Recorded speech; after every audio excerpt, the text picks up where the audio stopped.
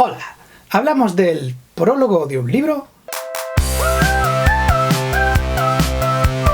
Quiero probar algo nuevo. Voy a mezclar dos pasiones en este vídeo. Primera, hablar de libros chachis en profundidad y hacer que la gente los lea. Que parece lo mismo, pero no. Porque normalmente cuando hablo en profundidad de un libro, me tengo que meter ahí a hacer spoilers, destripar mucho, y hay gente que si no se ha leído el libro, pues no va a ver el vídeo, obviamente. Pero por otro lado, si no toco el libro más que por encimilla, en plan, leeros la Revolución Feminista Geek, está muy guay, no me siento como que esté diciendo nada en concreto más que fiaros de mí, el libro está bien. No, yo quiero estar dentro de las cosas, decir, esto está bien traducido, esto está mal traducido, tú sabes lo que digo, ¿no? Pues eso. Así que lo que voy a hacer es mezclar las dos cosas. Voy a hablar en profundidad de las primeras 5 o 10 páginas del libro, el prólogo de Every Heart a Doorway, ca corazón una puerta.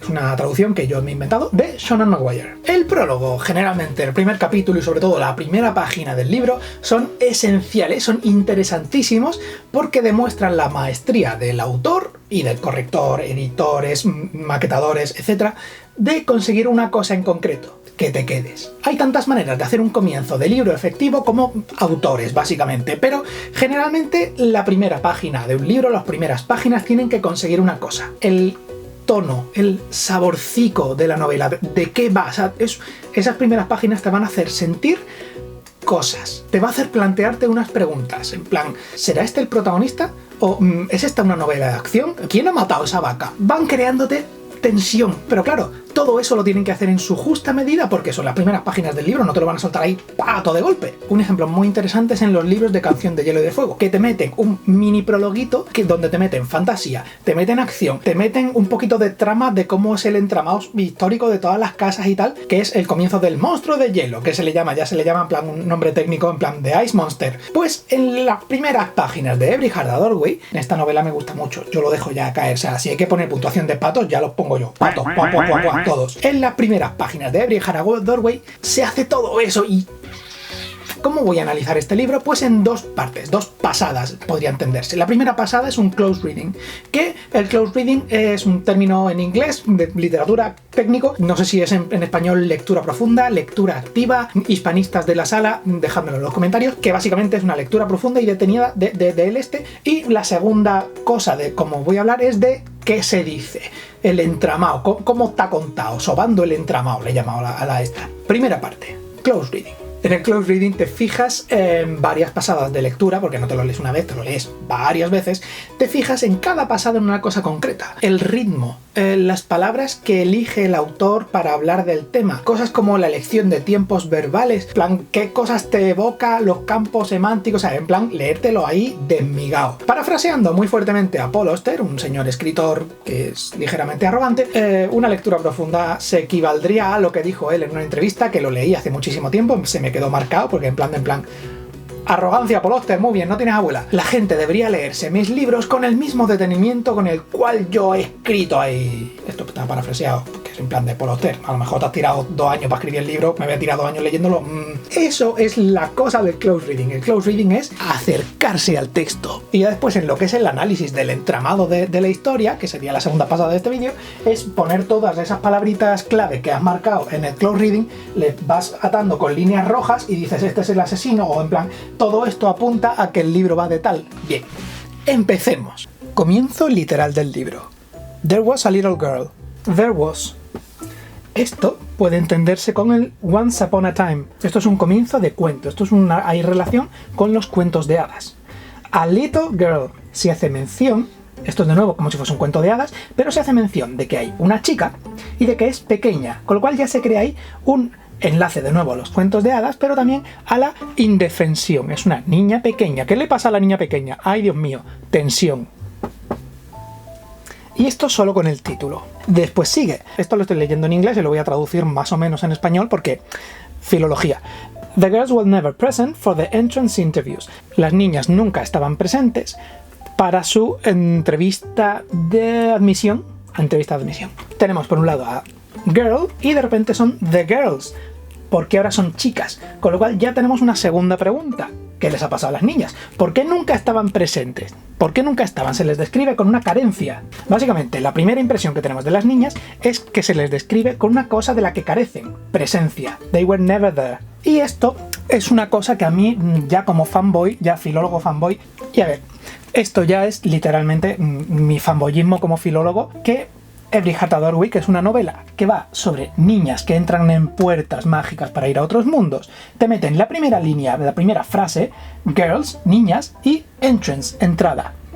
¡Boom! Ahí Sonan Maguire te deja en tu cara de lector. Bien. En el siguiente párrafo se explica que las niñas no deberían estar presentes porque sería malo que vieran a sus padres hablando con Eleanor. Y se explica literalmente que sería muy duro para las niñas oír como la gente que más amaban en el mundo, o por lo menos en este mundo, se menciona de repente mundo ahí rechazaban sus experiencias como si fuesen unas ilusiones o si fuesen los delirios de una mente enferma. Con lo cual ya tenemos varias cosas. Tenemos unos padres que no saben ayudar, con lo cual se nos mete la idea de que las niñas necesitan ayuda. Y que a la vez son unos padres que no creen a las niñas. ¿Por qué no van a creer a las niñas? ¿Qué han hecho las niñas que es increíble? Y ya de repente nos meten un poquito de tensión. Niñas a las que no se les cree. Y esto ya nos va añadiendo pequeños detallitos. Incomprensión. Hay un problema de enfermedad mental en esta historia.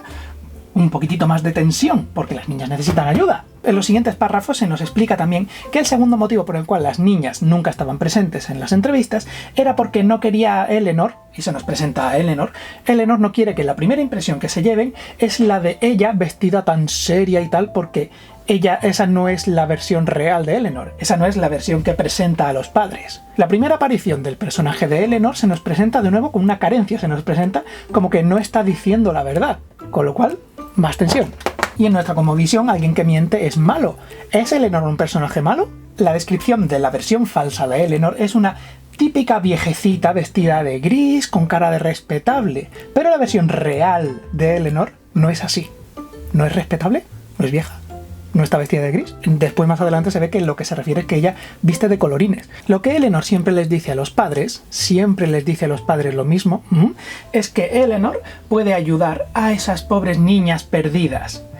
Cogería a esas pobres niñas rotas y las haría completas de nuevo. Eleanor puede ayudar, las niñas necesitan ayuda, a las niñas perdidas. De repente, esto es punto clave, las niñas han estado perdidas. Y para eso las llevan a una escuela. Mención de una escuela. Pero, boom, she was lying, of course. Pero ella mentía, por supuesto. Se nos vuelve a mencionar que Eleanor miente. ¿Es buena gente? ¿No es buena gente? ¿Qué ha pasado? ¿Por qué Nacho está grabando un vídeo con la espalda doblada? Son todo preguntas. Lo que Eleanor dice a sus padres, she sold her bill of goods, que viene siendo básicamente venderles la moto, el timo de la estampita. Si los padres se pusieran de acuerdo y compararan notas, se darían cuenta de que su guión es el mismo guión que utiliza para todos los padres. Y además se menciona que ese guión su lenguaje está afilado como el arma que es. Nos está dando un mogollón de señales de aquí pasa algo. ¿Por qué tiene Eleanor que mentir? ¿Acaso si está diciendo que va a ayudar a las niñas? ¿Por qué? Porque es mentira. El personaje de Eleanor se nos presenta con bastante ambigüedad, porque es una que está diciendo todo el rato que ella quiere ayudar a las niñas. De hecho, es la única persona que puede ayudarlas, a diferencia de sus padres, que quieren ayudarles, pero no saben cómo o no pueden. Pero a la vez se nos está diciendo que Eleanor miente. Después va dejando notitas de tensión. Se nos dice que los padres están desesperados y que están sobrepasados, les sobrepasa la situación. Y después nos dejáis de pasadísima que en la rara ocasión en la que había que hablar con los padres de un niño, nos está diciendo que todas las niñas son niñas y de repente hay una minoría de niños, con lo cual ya se nos está presentando ahí una idea de la cabeza de qué va esta historia. Esta historia a lo mejor es una historia de niñas en un reformatorio, la típica historia de niñas problemáticas en una escuela, con lo cual ya se nos ponen señales de a lo mejor hay profesores estrictos o la directora de la institución, que es Eleanor, se va a aprovechar de las niñas.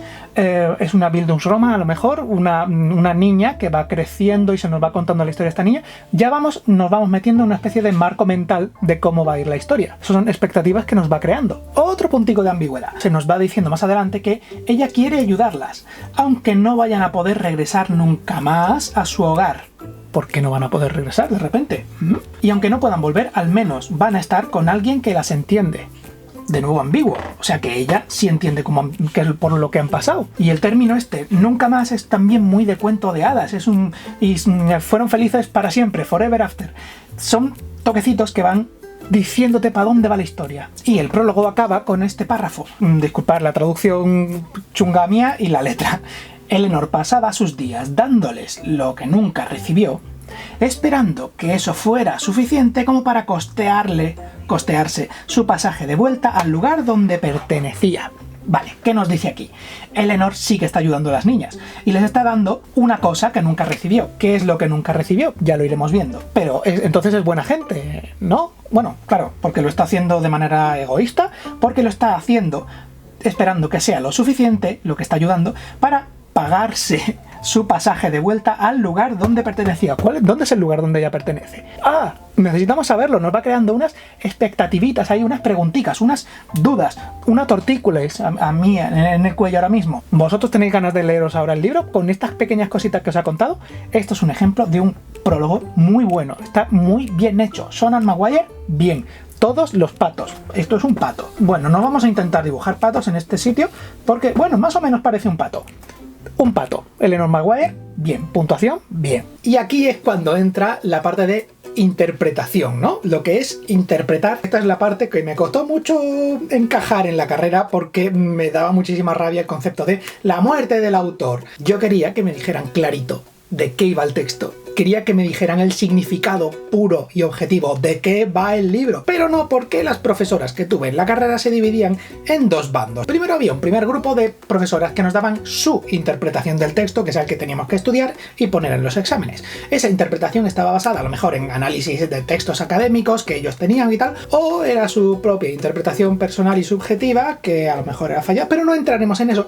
Y el otro campo eran las profesoras que decían que no, lo importante es tu interpretación del texto. Y esto era peor todavía para mí, porque era en plan de ¿yo qué puñetas sé? No, yo quiero saber qué es lo que dice el autor, qué quiso decir el autor. Y tú dirás, bueno, en Shakespeare está complicado saber qué dijo, pero por ejemplo Seanan Maguire, estoy apuntando en mi ordenador, tiene Twitter, le podemos preguntar ¿qué es la interpretación del autor? ¿Qué querías decir en Every Haraway cuando tal? Pero no, eso es un grave error crítico. La muerte del autor es un concepto de la crítica literaria que apareció por primera vez en un ensayo de Roland Barthes y que argumenta la creación de una distancia entre la obra literaria y los aspectos biográficos del autor que podrían colorear tal vez nuestra crítica sobre la misma. El texto habla por sí mismo y nunca vamos a conocer la intención verdadera del autor. En efecto, filólogo, y me alegra verte de nuevo y además con pipa y bien vestido de filólogo, guapo, bonito, faraono. Esto no es una pipa, es para cortar pompas. Un ejemplo gráfico. ¿Cómo es el trono de hierro de Juego de Tronos? Sí, volvemos a Juego de Tronos. A lo mejor lo primero que se te ha venido a la cabeza es el trono de hierro de la serie. Y esta va a ser la concepción de muchísima gente de cómo es el trono. Pero, por ejemplo, su autor, George R.R. Martin, se lo imagina así. ¡Pah! Y así es como lo describen los libros. Es una monstruosidad de miles de espadas de una conquista de un pueblo que se las cargaron y con el fuego de un dragón, ahí lo hicieron. De hecho, tuvieron que construir la ciudad alrededor del trono de espada porque ese trono es tan gordo que no se puede llevar de un lado para otro porque es una monstruosidad. Cinematográficamente no es útil tener un pedazo de bicho ahí enorme con un señor sentado ahí hablándole a gente que está ahí en todo lo hondo y personajes hablándole a un señor que está ahí en todo lo alto, porque visualmente no queda interesante. Así que lo interpretaron. De hecho, el nombre de la serie de los libros es Canción de Hielo y Fuego. Filólogo, si te pones pedante te voy a tener que dar la camiseta de Anakin. Yo lo digo, Anakin. Nacho, el filólogo básicamente es... O sea, es la función del filólogo, es ser pedante. O sea, ¿qué me estás contando? Lo dicho. ¿Cuál es el trono real? ¿La de la gente que ha leído los libros? ¿La del autor del libro? ¿La de la gente que ha hecho la serie? ¿O de la gente que ve la serie? ¿Cuál es la versión real? Pues un poco todos. ¿Qué temas toca este libro? Pues la liminalidad. La liminalidad es un concepto académico que no soy digno de tocar porque lo está estudiando una amiga mía que es académica, Elena Faraona, USS Enterprise de las letras. Colaboremos, hablemos de la liminalidad porque yo no me veo capaz. Bien, tirando muy fuertemente de la Wikipedia, la liminalidad es un concepto antropológico que se refiere al paso de niño a adulto, o sea, los ritos de plan de mujer, ahora eres mujer, que esto después se ha aplicado a otros campos, como por ejemplo en el campo de la literatura, donde se tocan los límites, las fronteras. que serían literalmente los ritos de edad, en plan de eres un niño y ahora te conviertes en adulto, o el momento en el que se rompe la inercia de una historia, que ese es el comienzo típico de toda historia. Todo era normal, inercia, hasta que se rompe la inercia y comienza la historia. O el concepto de romper fronteras de una cosa, en plan experiencia vital que te cambia, que puede ser, por ejemplo, lo del el viaje del héroe, viaja de punto A a B. Esto en esta novela en concreto es viaja de su casa a un mundo mágico y después vuelve, y todo eso son fronteras vitales que se cruzan. No soy digno para hablar de este tema, lo haré en un futuro con Elena y será guay y será muy chachi. Segundo punto, intertextualidad. La intertextualidad es el comentario sobre narrativas. Este texto, Every Heart a Doorway, está escrito en base, apoyándose en otros textos, concretamente textos de novelas, me da un poco de cosa decir de cuentos de hadas, son historias de niñas que han viajado a otros mundos, como por ejemplo el ejemplo más básico es el de Alicia en el País de las Maravillas. Niña está en su mundo real, niña viaja a un mundo maravilloso donde le pasan unas cosas súper locas y súper fantásticas, niña vuelve a su mundo original. Pues el sistema de magia de esta novela es que hay niñas que viajan a un mogollón de mundos distintos donde han pasado aventuras y tal y vuelven. Eso hace que si tú conoces los textos de los que se está hablando tienes una capa extra de información. La novela te está haciendo partícipe del conocimiento que tú ya tienes sobre un mogollón de textos. Hay otros personajes que viajan al mundo donde se sucedió el mito de Perséfone, hay otros personajes que han viajado a mundos de historias de terror tipo Drácula y Frankenstein. Es como lo que hace Ready Player One, pero bien hecho. Representación. Al hablar de gente liminal, estamos hablando de gente que está en el limes, que está en la frontera.